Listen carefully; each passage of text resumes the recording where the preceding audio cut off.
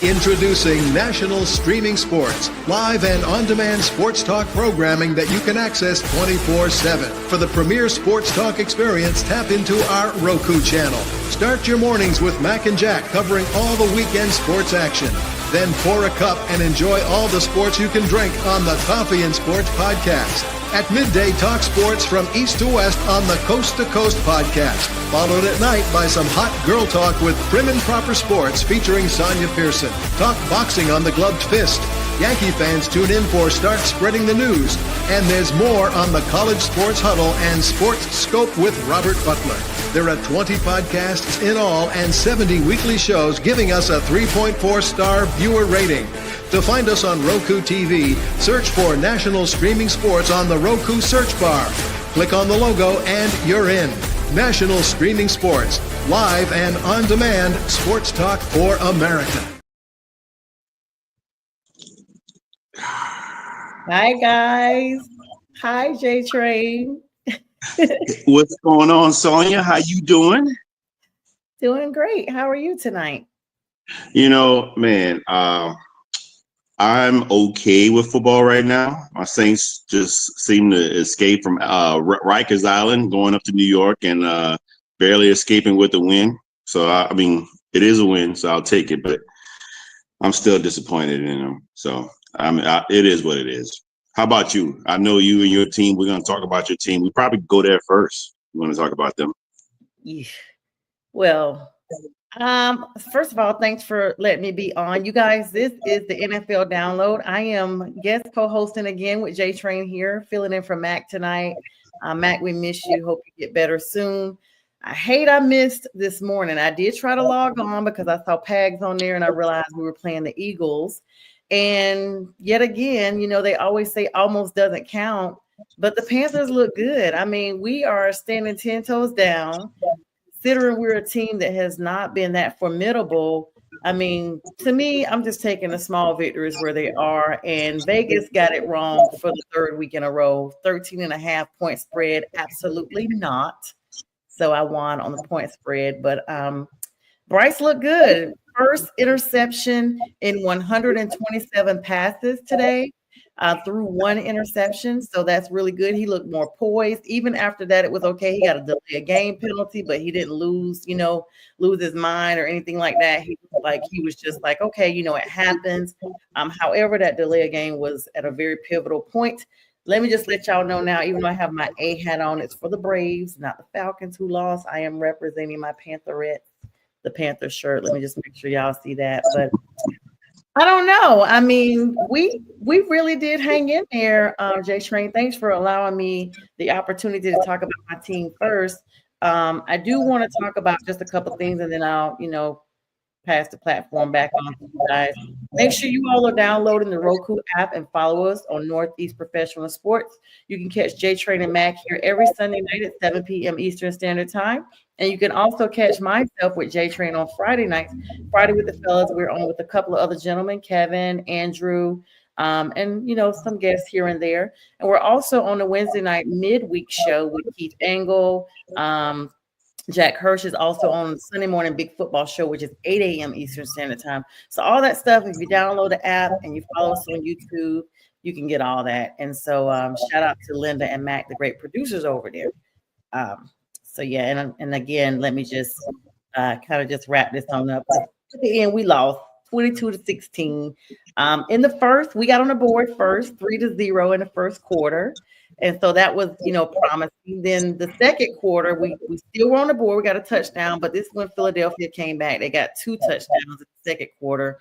Third quarter, Philadelphia was scoreless. I mean, defense was really standing up for the Panthers, and we got on the board again with another touchdown. Eddie Pinheiro crucially missed another field goal. Now, going into this week and actually going into last week's game, he was ranked the number 1 PAT converter in the league, but I don't know if they jinxed him or what. The last 2 games, he's missed crucial field goals. He missed 2 in the last game, and today he missed 1. So that third quarter gave us only 6 points. The fourth quarter, we were scoreless, and Philadelphia comes back with the 8 points because they went for the touchdown and a 2-point conversion. The crazy thing about that is they were going for the field goal and we got a penalty. So they were allowed to get another first down and they went for the 2-point conversion, sealing the victory by 6 points, 22-16. Eagles continue to soar. Saquon Barkley was absolutely on fire. Not as on fire as we've seen him in the past because, like I said, defense really looked good for the Panthers. But nonetheless, he looks good and he broke records today over LaShawn McCoy. He is now the franchise leading rusher for the Philadelphia Eagles. So congratulations to him in one season. That's big. Yeah, look, the Eagles are continuing to soar, like you said. Jalen Hurts had roughly 108 yards passing, 2 touchdowns, and 59 yards rushing, and 1 TD. But Barkley had 124 yards rushing. He's still continuing his path on to possibly breaking Eric Dickerson's single season rushing record of 2,105. So he's having a phenomenal year. I mean, look, he's soaring and the Giants are pouring. They are going further and further down the drain, and it's just been really bad for them. That was a debacle for allowing your best player to go to an in-division rival that's really good, like the Eagles. He just makes his team better. The other players were great, but they're even greater to have a running back in that backfield like that. But I will add to that, J Train, I thought they were going to outlaw, or should I say, pass rules against the tush push. Jalen Hurts is the number one 1-yard quarterback touchdown converter, 66% in the league. And I know that 66% from the 1 yard or less is all because of the tush push. It's sickening. They got a couple of plays today off of the Panthers because of the tush push. Look, you got to stop it. I mean, if somebody puts something in the league and they figure that they can take advantage of it, you got a strong offensive line. You need to have a defensive line that can stop that. Otherwise, there's no reason to complain about it because just someone found an advantage, and you yourself or anybody else, if their team had it, you would love to have it. You wouldn't even argue against it. But what I will say, to piggyback off what you said about your Panthers, look, if I'm a top seeded playoff team, or if I'm a team that's heading for the playoffs in contention for a top seed, I don't want to meet you guys down the stretch right now, because right now you're dominating. I mean, as far as, are you scary? Let's put it that way. You're very scary. And I wouldn't want to lose to you, because especially like the last 1 or 2 games, because only one team gets a bye. If you're in contention, like the Eagles, they couldn't lose this game because they wouldn't be able to keep up with the Detroit Lions. Detroit's in ahead right now. So it's just pretty scary. So again, hats off to your team for being overachievers and for having the heart to play and for making Vegas out to be phony liars. And now Vegas has got to give you some respect. And next game, I guarantee you they're going to have it closer, or they're going to have you winning. I don't know who you're playing, but they're going to be a lot closer than what they were with 13.5 and the spread. That didn't make any sense. I didn't believe that for 1 minute, especially after the few games you've played already. I was like, nah. Yeah. They still, want us to be like on that downfall, on that downward trend. And I'm like, first of all, we're at the end of the semester. Sorry, we're at the end of the season. I'm thinking about school. We're at the end of the season where everybody plays tougher football. I mean, you got a lot of teams that don't have anything to lose, so their pleasure is just taking down the good teams to make sure they don't get anywhere. And you got some teams, I mean, believe it or not, actually fighting for spots for the top draft. I saw where Coach Prime basically gave a shout out to Antonio Pierce. He wants Shedeur to go to the Raiders. That's a whole different topic that, we're going to hear a lot about that before the season even starts. We've probably been hearing about that for at least a couple of years now with Shedeur. But I mean, I'm really sold on how we're playing, and I'm letting people know, be forewarned. No pun intended and no bias at all. The last time we were bad like this, the next year we went to the Super Bowl. So be very warned that the fact that Bryce is poised, he looks more ready to do what he's got to do. Is showing a lot. And in fact, we play the Cowboys next Sunday at 1:00. And y'all know that's going to be televised. That's my niece's 17th birthday. Happy early birthday, Pearson. I cannot believe you'll be 17 next Sunday. Happy birthday. And so that's her birthday, and her parents are diehard Cowboys fans. So I hope they're focused on her birthday and not that game, because we bringing them a big old L to that game. And with Cooper Rush playing for Dak and the struggles that Dak has had, unfortunately, Jonathan Brooks went down again with an injury. Y'all know he got hurt his senior year at Texas. And so this was literally like only a couple of, maybe 3 games that he's debuted this season that he's already back out. No contact injury, back out, no actual word. I think there was a little bit of a word before I jumped on here. Let's see, Jonathan Brooks carted off with a non-contact knee injury. Looks like this could be a re-injury from that torn ACL that he had. So hopefully not, but I mean, we see it all the time, J Train. And of course, then we had Raheem Blackshear that has an injury. He had a chest injury. Hopefully it's something minor, but big loss. Adam Thielen, shout out to him, big playmaker today. Moton, who actually his dad played for the Eagles 30 years ago. And a fun fact before we pivot to the next team, Bryce Young was actually born 12 miles from Lincoln Stadium. He's a Philadelphia native, but he was raised in Cucamonga, LA, California. But he was born in Philadelphia. So, he's kind of home today. So he definitely played like it. So I'm looking forward to next Sunday and us getting a big W.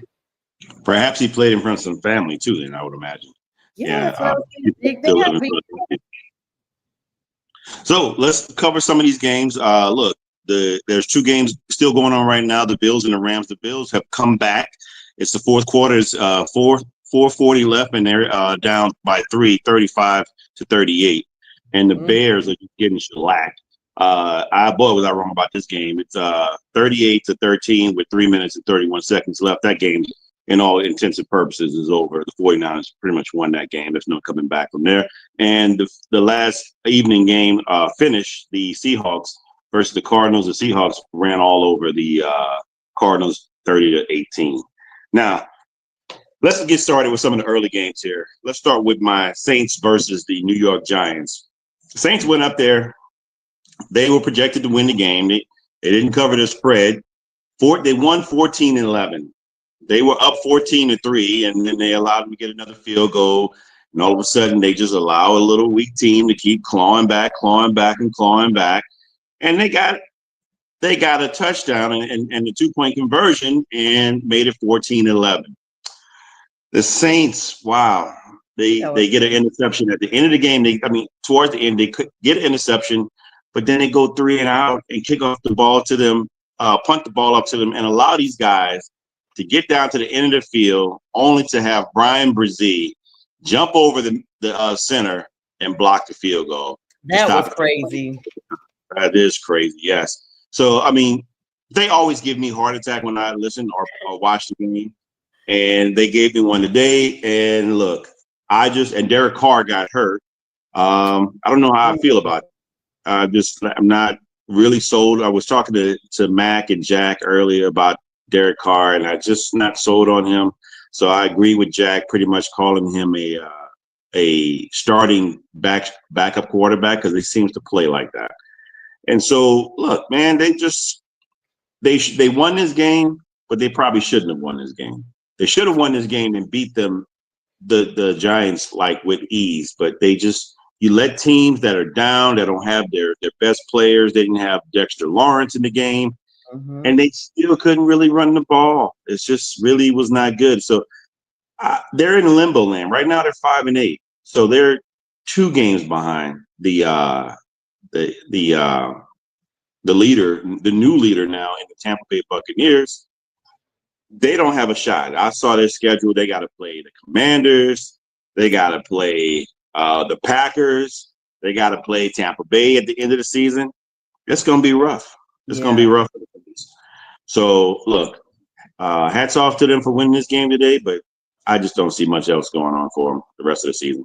That injury looked absolutely bad. Derek Carr landed on his left arm. It may have even been his shoulder.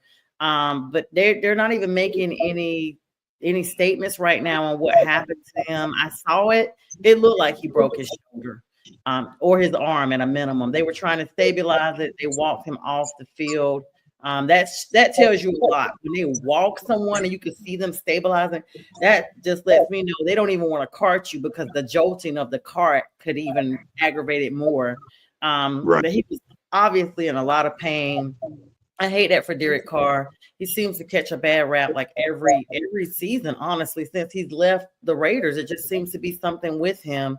I know you guys weren't 100% sold on him as your quarterback, but I mean, you got to get some wins in. You've already fired your head coach. You got an interim head coach in right now. It's just a lot going on with the Saints organization. I'm assuming there's another rebuild that's basically coming because once you start losing head coaches in your pivotal positions, such as the quarterback, you definitely are looking at a position where, hey, we're just trying to get to the draft and try to rebuild where we are and just move forward. Yeah, but right now, if they're winning games, you're pushing yourself further. I think they just pushed themselves out of the top 10 in the draft. And so quarterbacks are probably going to, I mean, they're a premium, in regards to where you got to pick them. So, and that's usually near the top. We probably won't get Shedeur Sanders unless we trade up. We did get some draft picks that we can probably couple up to move up. I would say we got a 3rd round and a 4th round and a 6th round for Marshawn Lattimore to add to what we have. So we got a collection of draft picks, but what are we going to do with them? I mean, time will tell when we get up to that point. I mean, they weren't trying to. I'm sure they weren't trying to lose that game. I mean, I know as fans, a lot of us talk about, okay, we want to make sure we get a good draft and everything. And hello to you, Matt Henry. Let us know about your game today, what your thoughts were on your outcome. Thanks for joining us. Matt always joins us. So great to have him on. I mean, it's just one of those things though, J Train, like fans are always like, hey, we really want to just lose out so we can try to get, a higher draft. And I don't know. For me, I'm just like, forget a draft. Let me just not go down the tank at this point. Tampa Bay is absolutely like taking over the division. Before the season started, I actually kind of was like, everybody was still sold on Atlanta and Kirk Cousins and that 140 mil. And I just wasn't sold on him because he was not a postseason quarterback. And this game today and last game, he threw like 4 interceptions in the last game. Today, I think he honestly forgot he wasn't playing with the Vikings anymore. And they literally doubled the loss score. Like Atlanta scored 21. The Vikings had 42 points. I mean, they killed them. Speaking of Cousins, yeah, let's go directly to that game since we're talking. Oh my goodness! So, look, Kirk Cousins is on a streak, and it's not a good one. It's not a good streak at all. Kirk Cousins in 4 games has 0 touchdowns. This is unprecedented. I've never seen anything like this from a accurate starting caliber quarterback that usually throws a lot of touchdowns. Now he has none. He has 0. I mean, you got to think. That's crazy. He threw for like 5 touchdowns and 500 yards. I mean, like 6 weeks ago against the Buccaneers. So they were on their way. So something just happened in between where he's in a slump. He's got 0 touchdowns in 4 games and 8 interceptions. 8 interceptions, and 2 today in that mix. And Raheem Morris is still backing this guy. He got to the podium and said, Kurt, you're still our guy. But look, let me say this. That's saving face. If you get to the point where you're down and you're falling behind Tampa Bay, you may try something different if he continues to play like this. You have an ace in the hole with Michael Penix. You got to, you are an ace in your back pocket, and he may end up going. They may end up going to him. Yeah, I mean, everybody kind of second guessed when they drafted Michael Penix Jr. And let's be clear, J Train, Michael Penix Jr. has had injuries to every quadrant of his body. Like it was exposed during the combine. Before the combine, he's had like major issues in his arms and his legs. I mean, everywhere but his hairline. This gentleman has been injured. And he was picked higher than what everybody thought, and, I get everybody's got the, big Phoenix energy and all this stuff from college, but we always talk about the acclimation to the league. do the Falcons go ahead after this homecoming of sorts with Kirk Cousins in Minnesota? I think they really probably wanted to just play Penix today, but just save face because Kirk was at home, with the Vikings. But I think going forward, we may be seeing, even though Raheem comes out and says, hey, this is our guy, you and I both know they may say that on Sunday, but come the next Friday, you're getting a different story from the play line. Or come Monday when they're watching film. Look, or when they're in the quarterback room, they may come out Monday, Tuesday, Wednesday, or they're probably playing possum, so no one knows what their plans are. So they don't have a game plan for Michael Penix. They're going to typically have a game plan for Kirk Cousins. But look, Kirk Cousins, he threw for close to 300 yards. Or did he throw for 300 yards? Yeah. I think, today's game, he's been putting up the yards. Yeah, he threw for 344, but he had no touchdowns and 2 interceptions. Bijan went off his usual numbers, were 92, 1 touchdown, and a few reception yards. And Tyler Algier ran for 63 and a touchdown as well. But on the opposite side, Sam Darnold is doing his thing. Sam Darnold had his career highs against the Falcons. I mean, he had 47 yards and 5 TDs, 5 touchdowns. I mean, Jordan Addison is balling right now, 133 yards, 3 TDs. Justin Jefferson had 132 yards and 2 TDs, and Aaron Jones had 84 scrimmage yards and a touchdown. These guys are just lighting it up now. If Sam Darnold can continue the trajectory that he's going, the Vikings, I mean, they have to. They have to. You got the Green Bay Packers and the Detroit Lions, your adopted team. Ultra competitive division. Yes. And all 3 of those teams are going to the playoffs at minimum. They're going to the playoffs. But right now what they're fighting for is seeding. And so if you're in that division and you win the top, and let's just say Detroit, the season ends right now, Detroit wins the division, they're the number 1 seed and they have a bye. Mm-hmm. Nobody else gets a bye.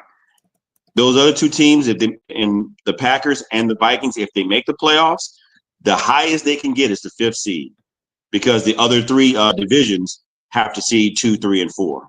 So that's which is crazy. So the worst record in the Falcons, or in the NFC South, will be higher than those 2 teams. That's crazy. Dang, that is insane. And Matt, yes, we talked about that at the beginning of the show. You guys, this is going to re-air at 11 p.m. Eastern Standard Time right here. So if you're coming in now, you'll get to see the replay at 11 p.m. Jonathan Brooks likely is done, Matt. I don't know. They haven't ruled anything out, but, coming back from an Achilles and then re-injuring with a no contact is pretty much, I'll use that phrase, no-brainer. But I hope not. But it's just, it's just crazy. But, yeah, Sam Darnold, listen, I always tell y'all that players go from the Panthers and flourish, except Christian McCaffrey's out, injured, probably all those years of playing with the Panthers. But Sam Darnold, 5 touchdowns, and the only thing Kirk Cousins had was 2 interceptions. Now, the yards match. Sam Darnold had like 347 yards, and Kirk Cousins 344. I mean, they were close, neck and neck in throwing, but Kirk was playing with the Vikings. That's the only thing. He was like their backup quarterback for today. So he was throwing just as much. They should just go ahead and get him 700 yards and be done with it. John Robinson, 22 carries, targeted quite a bit. Only 92 yards. That Vikings defense was on them. So he's averaging less than 10 yards per carry, 1 touchdown. And A. Jones for the Vikings, he had 1 touchdown, 13 carries, 73 yards. Mooney, who's always been lights out for them, had 6 receptions, but no touchdowns, 142 yards. And then Addison, I mean, the list goes on. Addison blew out today, for the Vikings. I mean, like you said, and this is one of those things, a team is only as strong as their quarterback. And Sam looked amazing, and the Vikings followed suit. And with their backup quarterback, Kirk Cousins, they got it done against the Falcons. So that's – yeah. This is an opportunity for Kirk Cousins to bounce back out of his slump and to get revenge against the team that he pretty much said, we don't need you anymore. And I mean, but they're 11. They're 11-2. They're 11-2. There's no way. They're one game more. I don't know. They actually are equal with the Lions. The Lions have lost 2 games, or have they've lost 1 game. They're right They behind lost one the game. Lions. That NFC North, we talked about it before the season started. It was going to be ultra competitive. And we thought for a while it would be all 4 teams, but Caleb Williams has hit a slump that no one can seem to come back for. Sorry for you, man. I know you talked about the Bears are bad news bears for real. They are getting declawed and depawed. Yeah, the 49ers just put it to them. And speaking of close games, look, every dog has their day. The Rams are leading 44-35 against the Bills. The Bills have lost only 2 games too. They're probably going to lose this game as well. There's only 1 minute and 24 seconds remaining in that game. So look, I don't know what to say. The Bills defense usually plays a lot better than that, but they gave them 44 points this day. So it's another week of close games. I mean, Jaguars and Titans game came down to 4 points, not even a full touchdown. Jaguars beat the Titans 10-6 today. That's the AFC nasty matchup. They're the bottom of the division. But Trevor Lawrence, I mean, he's earning his coins, I guess. Look, he didn't play. It was Matt Jones, but that game was like watching a 2-toed sloth trying to get from one branch to another. It was just terrible and boring. It was god awful, man. It's like I couldn't watch that, and I just kept watching Red Zone for that game, and it was just pretty bad. But the fact that they won, look, it just says a lot about both teams. Jacksonville, they've had a lot of bad luck. And I don't know if it's the coaching with Peterson. They got skilled players. They just really just hadn't put it together. And the Titans, Will Levis, I mean, coming back from his injury, it looked like he started showing some signs of improvement, but he didn't do anything today either. And it's just and it's not like he played against a stout defense against Jacksonville. They just weren't good. It's just I couldn't stand this game. I don't even want to talk much about this game. Steve-O, we got some comments. Speaking of not wanting to talk about it, Steve-O, hello. He says he heard as a generational quarterback talent in the Niners game today. Damian Hernandez, hello, Damian. He said the Lions, Vikings, and Packers. Oh, and F. Caleb Williams too. Oh, wow. So he said F them all. Damian, who is your team? Clearly let's see, who did he eliminate? Oh, the 1, 2, 3. Oh, the Lions. He's a Lions fan, clearly, because he just named the entire NFC North with the middle finger. Hello, Damian. Thanks for joining us tonight. And process of elimination. Matt Henry is saying Buckeye Nation. He also wants to know, where does Darnold go next year? Because he only has a 1-year deal in Minnesota, saying McCarthy's future. Has anybody even seen JJ McCarthy? Seriously? Look, let me say this. We talked about this either yesterday morning or this morning regarding Sam Darnold. I think Sam Darnold may end up staying with the Vikings if he continues to do well, and they allow JJ McCarthy to sit another year. I mean, because JJ McCarthy, to me, he wasn't worth the draft pick that he was taking. But Sam Darnold has shown some actual life.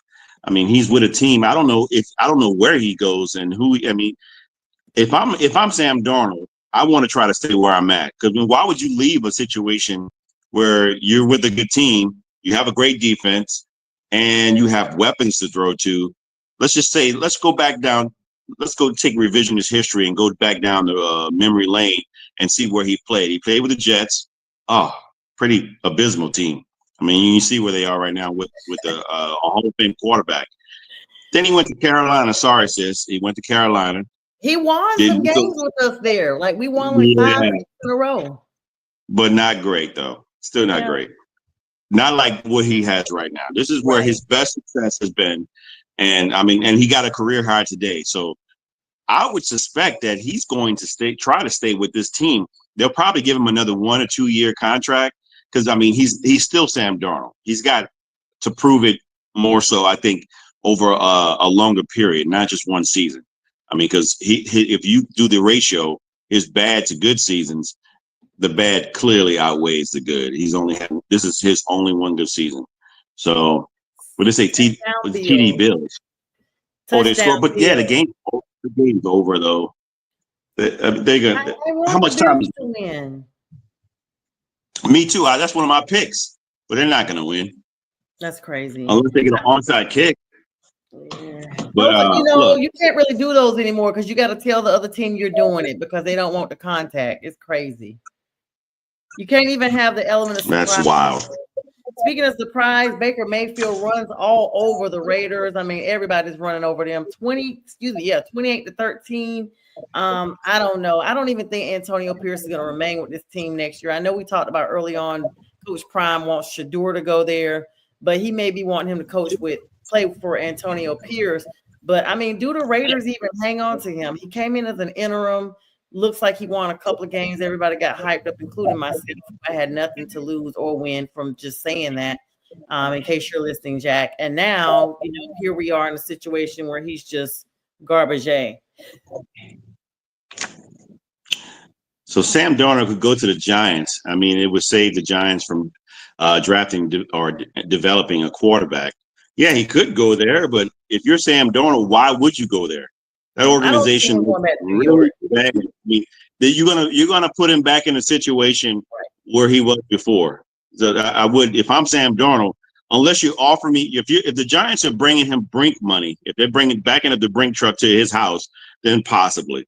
But other than that, if the Minnesota Vikings like what they have in him, and he can continue to be a bridge quarterback and a mentor to JJ McCarthy, stay there, stay where you are. That just makes total sense. There's no way I'd leave and go to a bad situation trying to make that situation a little bit better.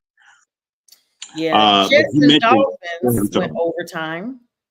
Aaron Rodgers loses again. The whole world loves it now. Jack. And Jack was definitely, he was trying to focus on the game, and they were winning. They were up 26-23, man. And then they allowed him to come back with 52 seconds left. They're up 26-23, and this guy runs a 42-yard kickoff return, get them to the 45. And, man, they get in the field goal. They tie the game and get the ball and never look back. They score a touchdown. Quarter, but the last one. Say it again. They scored every quarter but the last one. I mean, it was just 3 points here and there. Second, third quarter are the only touchdown quarters that they had. Fourth quarter, field goal. It's unfortunate because it's Rodgers' first 300-yard game in 34 regular season games. 34. And he threw for like 330, something like that, and a touchdown to his boy from the Raiders, Devontae Adams. Mm-hmm. And Garrett had a good game. They didn't have Breece Hall today, but look, the Dolphins, one thing about the Dolphins, they can throw the ball, but they can't run the ball. I don't know how this is going to last and help them out in the playoffs if they get to the playoffs, because right now they're 6-7. So there's still opportunity for them to get to the playoffs, but they can't play in cold weather and they can't run the ball. So even if they do get to the playoffs, they're going to have a hard time. It's going to be tough sledding for them, literally, if they go to some place where there's snow. So I really think that the Jets, they're done, and Rodgers is probably going to get kicked out of New York at some point. If they don't, the circus continues next season. But it does. It does. It is a straight up circus there. And the New York media. He brought all that drama with him, and now Green. So you know how it is. Like once a player that's really just the worst leaves, then the other franchise starts talking about him. Now you hear all the Green Bay fans talking about how he was just self-centered and all this stuff. But we didn't hear that as long as he's there. You know, he's basically Jesus Jr. while he's with the Packers. But now they're like, "Yay, Jets, your problem now." I mean, we hear that a lot when it's players that have tainted the locker room, which is what Aaron Rodgers has done. And I mean, to have such a pomp and circumstance around him. I mean, I remember them being on Hard Knocks, and they I just watched a few episodes. Just the attention around him was just literally nauseating. And he just was like, he's basically like, I'm Aaron Rodgers, I'm over here, and y'all are all the Jets over here. So like Gladys Knight, and you're my pips. And if you don't sing on my cue, you know, off with your head, and he starts getting coaches fired and all that shebang. David Ruffin and the Temptations. There you go. I don't feel bad at all for Aaron Rodgers. He had 339 yards, enough yards to do something big, and he did. He took a big L. So Damian says, I don't think AP should get fired. Yeah, the Raiders aren't playing good right now, but it's not his fault. He was thrown to the Wolfpack with a bunch of nobodies, but Max Crosby, and he's a rookie head coach.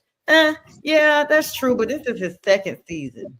And y'all know, you too, Damian, that even though people get injured, I mean, like J Train said earlier, they had like 40% of their people were injured, and they still fired Coach Allen. It happens. And so we as fans see it one way, but in NFL, it stands for what? Not for long. So if you got a job today, tomorrow you may not have it because it's all about the money.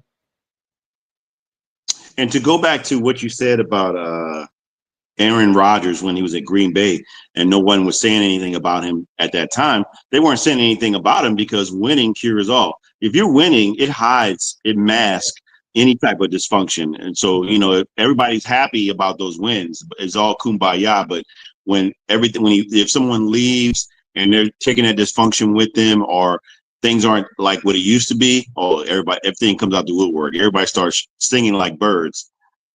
Yeah, look how they doing Saquon. It's really because they mad because he's winning. But I remember seeing like this part on Hard Knocks. It's almost like these teams go on Hard Knocks, all their businesses out there, then they trade like major people. You know, the owners had an opportunity. Do you want to pay Saquon or do you want to pay Jones? And y'all decided to pay Jones. And you still ended up getting rid of Jones, and Saquon's gone. So now Saquon is soaring, literally, no pun intended, with the Eagles. He's breaking records. He looks happy. And geographically, Philadelphia is right down the road from New York. So talk about competition, not only just in the same division. Geographically, they were an hour, 45 minutes to an hour off I-95 from each other. So this already got like a rivalry outside of the sports arena. But yeah, kudos to the Eagles. Last year, they looked really good, and then they took a downward spiral. Looks like this year, whatever they were going through last year in the locker room, even Sands, Jason Kelce, and Fletcher Cox, who left and retired during the offseason, looks like these Eagles are on track to stay sky high.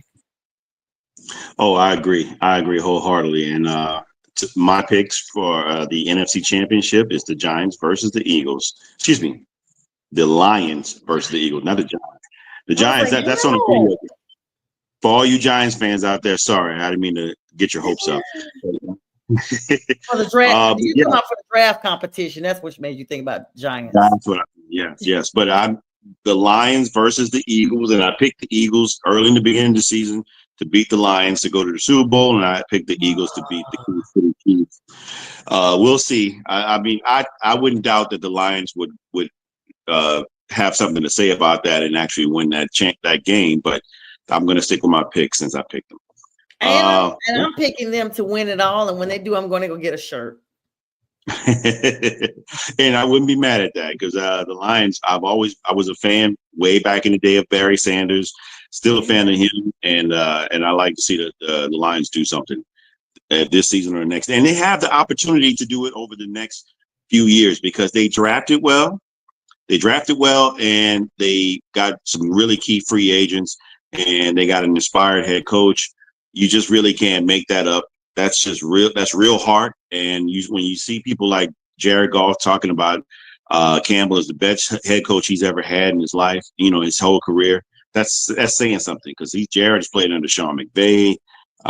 He's played under some other coaches, and for him to say that, it speaks volumes about who Campbell is as a person.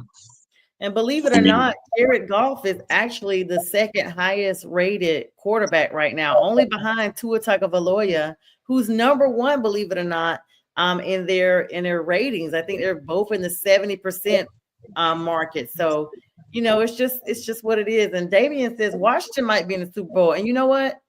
I wouldn't sleep on the Commanders. I don't know if they're going all the way to the Super Bowl, but they're definitely comparable for competition with that division.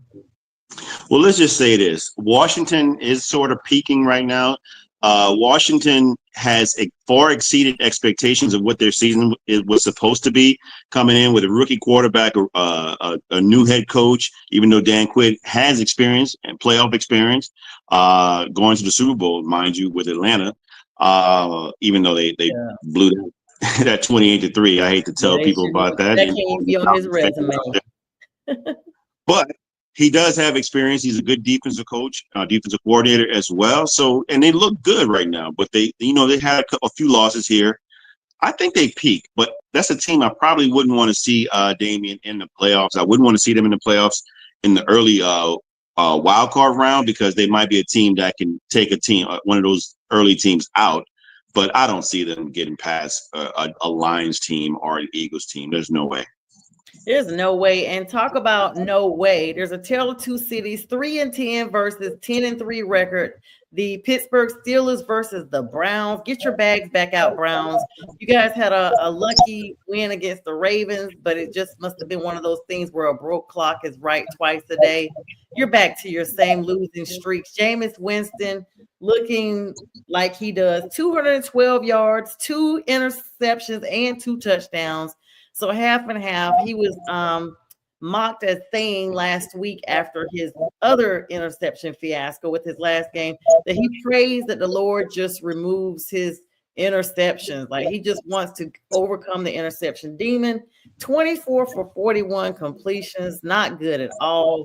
Russell Wilson, meanwhile, Justin Fields, where are you? Russell Wilson is definitely the quarterback of the Steelers and the franchise future for that organization. 15 for 26, 158 yards. So these yards are low, y'all. That means the defense was really, really high on both sides of the ball. But 2 touchdowns. Najee Harris, 1 touchdown. Fairmouth, 1 touchdown. I mean, you get a ball, you get a ball. Judy got a touchdown for the Browns, and so did Nick Chubb. Not with a touchdown, but just only 11 carries and 48 yards. 27-14. They almost doubled the score of the Browns. Browns are now 3-10, and Mike Tomlin's Steelers, for like the 17th season in a row, are going to be playoff battle with a 10-3 record. Like, wow.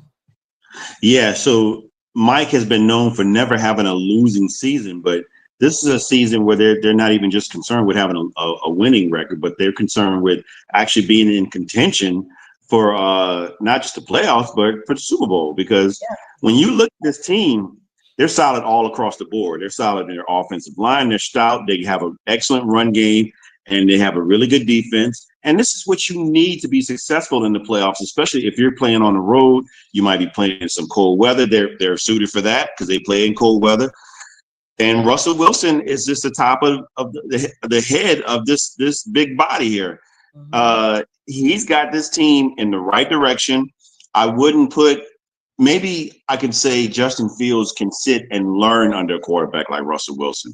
He's not only a quarterback, but he's their leader. He's the unquestioned leader. It shows on and off the field. And when he talks, people might not like him for who he is. People might think he's a little preachy and all this other kind of stuff. But when he speaks, he lives it. He's not just talking. He's actually doing it, and you can see it. And so whether people like him or not for that, who cares? If he's winning the games, he's playing, he's the old Russ cooking like he used to cook. This is what I want. This is what I want to say. Danger Russ is cooking, and I'm all for it. And I got them as Jack asked me earlier on the Big Football Show if I had to pick a third team that's like a bronze team, who would I pick? And I picked the Steelers. At first I picked Kansas City and then Buffalo. And then number 3 would be the Steelers. And unfortunately, I don't have the Ravens in that mix because they seem to be a little bit streaky. They are very streaky. Yes, they seem a little bit streaky. And maybe they get it together when they get towards the end here. They string a couple of wins here and then get to the playoffs and start doing things. But I'm liking what I see with the Steelers, and I think they're going to go pretty far, at least divisional round. I will say when they first, Russell Wilson comes in, you have these ebbs and flows of all quarterbacks. Sometimes they stay down in the gutter. Sometimes they rise back up. I love the way he has literally redeemed himself with this organization, especially with the stint he had in Denver. that could have very well tarnished who he was, especially coming from Seattle and, going to the Super Bowl, all that good stuff with that organization. And then coming in and now, he did get a ring with Seattle, right? I have to remember. Absolutely. They should have had two. Should have had two. Should have had two. Yeah, they played the Patriots and was on the 1 yard line and threw the interception, rushed for the interception. Yeah, so he went to Denver. It's kind of like, you never miss what you had until it's gone. He went out there and went through the boot camp of Sean Payton. They didn't get along. And I say boot camp because it was literally like grueling, heads bumping, personalities not meshing. He goes to Pittsburgh. And at first, we're all just like, wait a minute, what are they doing? They just got Justin Fields. This is so dramatic. And Justin was winning games. I think he was 4-2 at the time. Next thing you know, it's like Justin didn't do nothing wrong, but we're just going to go ahead and bring a little bit more seasoning in. And, that's why Mike Tomlin is who he is, because he is definitely the master, the one of winning seasons. And Pink Fanfare, hello to you. Yep, we talked about that at the very beginning of the show for like 15 minutes. So we're going to re-air this show at 11 p.m. I don't want to, move the focus back to that because we talked about it. J Train was very giving today. He allowed me to just go on and on and on about the Panthers, which everybody on the network does. They know I'm going to put a plug in wherever I can, as long as, and I haven't been speaking much about us because we've been losing, but still losing, but just good. So, we definitely saw it, and you got to make sure we say what's up to you, sis. So glad to have you on tonight. But yeah, J Train, I mean, Tomlin knows what he's doing, and that's a team, the AFC North, I think for a minute, everybody was above 500, and they all just started tanking. Don't got to worry about the Browns. Don't even got to worry about, I don't think, the Bengals. I'm just like, Pittsburgh is in a whole league all on their own. Yeah, so look, let me say that Pittsburgh in that division, they own it. There's nobody else close. But you mentioned the Bengals. Yes, the Bengals would be there if they had a semblance of some sort of defense. If they had anybody outside of Trey Hendrickson that could play the game. It's really not good for them. Their offense is putting up 30 points a game. If you're scoring 30 points a game, their record should be opposite what it is. They shouldn't be 4-8. They should be 8-4 or greater. But the defense is allowed the Steelers to get their highest score total of the season with 44 That's points. Crazy. That's crazy. Yeah. Yep. Yeah, and hi to producer Linda. She's coming on. Give Mac our love. Let him know we got it held down for him tonight. And if y'all need us, we gonna be here all the time. I'm out of class, so y'all can literally just depend on me for real. But we got it covered. J Train is the great host here, and he's allowed me the blessing of coming on tonight. So I'm just very excited to be here. Pink Fan First says the Rams and Bills game was electric. Yeah, so that has wrapped up now, J Train. Like we saw the Bills try to fight back. Not sure what's going on with Josh Allen. Final. Oh my goodness! It was 42-44. Whoa, they did. It's even closer. But the game it's over. Unfortunately, it's over. That's a heartbreaker. 7-7, neck and neck. First quarter, second quarter. LA pulls away. They get 17 in that second quarter alone. Third quarter, they get 14. While you got Buffalo just scoring their one touchdown. Buffalo tried to come back in the fourth quarter, 21 points alone in the fourth quarter, and LA tries to put just their sixth there, and they lose by 2 points. Oh, is man. Buffalo still competitive or not? What is going on with the AFC teams? They're just Buffalo knows it's got to win in order to stay in contention for that number one seed, and this just put a dent in their plans for that, because the Kansas City Chiefs has only lost one game. They play tonight. They play was that the Chargers? They play the Chargers, so they got they tail beat. The Chargers are pretty sneakily good. I mean, they are playing very inspired football, and they're underrated. They're really underrated. But Jim, you got to give credit to Jim Harbaugh. He's always been that coach when he was at Stanford, when he was with the 49ers, when he was with Michigan, and now with the Chargers. He is showing you, I'm that dude. I am that dude. And I'm going to get my team out here inspiring to play. I mean, look, You're talking about people. Who are these guys? Lad McConkey. I mean, you got J.K. Dobbins, who's not even starting. He didn't play last week. He was hurt. And they're still doing it. I mean, so you really got to tip your hat to Jim as a really great coach. Coaching matters. It really matters. He's in the runnings for Coach of the Year. I saw that come out earlier today. He's actually amongst him, of course, Mike Tomlin. Let's see. Let's just real quick. I want to give everybody their flowers because, y'all know Dan Campbell is leading. Let's be clear.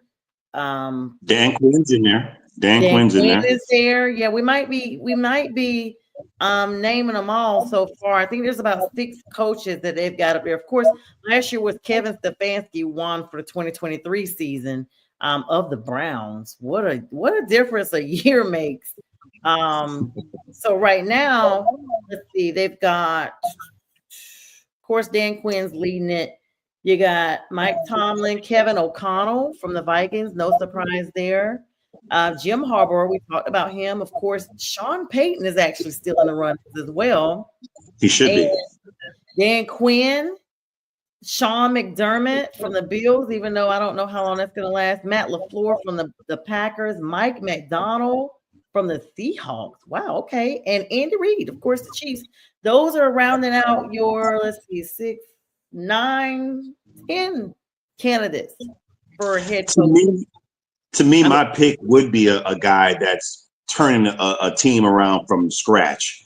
Somebody like Jim Harbaugh or Dan Quinn, because those teams were horrible prior to their arrival.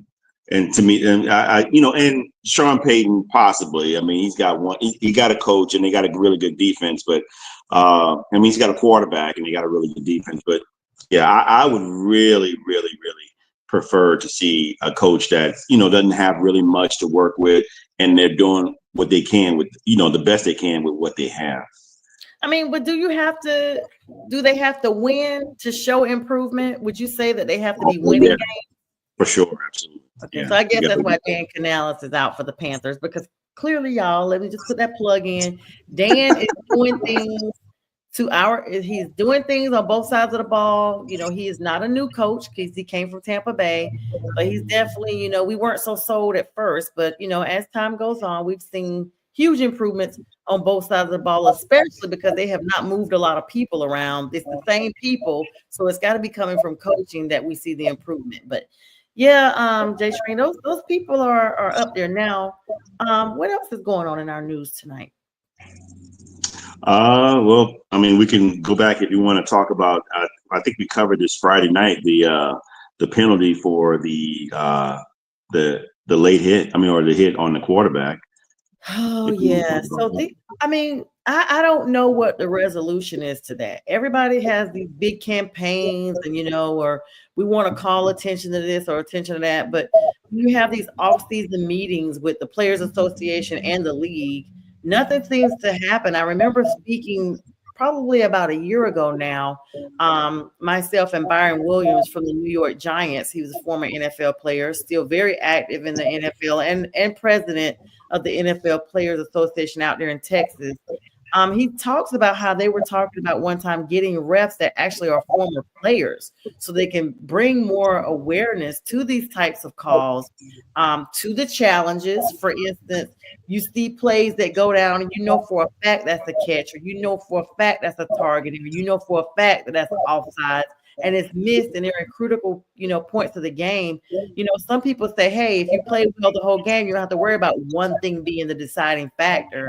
But sometimes it can come down to that. I mean, Jay Train, you guys experienced that against the Rams in the NFC Championship game back in 2018, and you missed the Super Bowl because of that.